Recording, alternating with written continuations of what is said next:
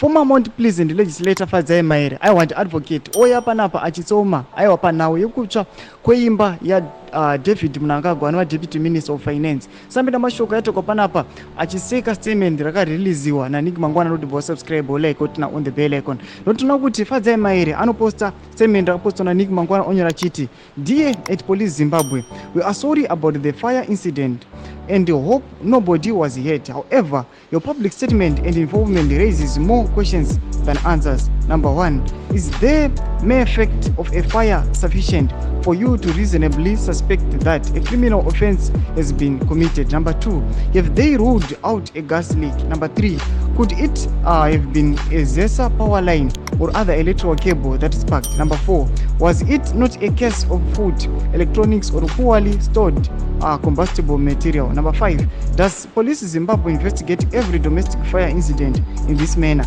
Mashoko arikuya panapa atokwa na Fadzai Mahere achiti aiwa, we don't need new leaders, noda kwechitiko ichichi.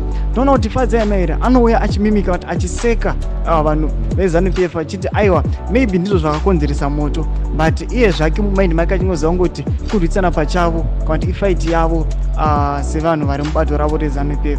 Matauriro aFadzai Mahere tipotudzai mafungiro enyu nokudii pamusoro pemakomendero aita paincident yekutsva kweimba yaDavid Mnangagwa. Pinda comment section medu mutudze mafungiro enyu, sanga no subscribe kulike chinotina with the bell icon.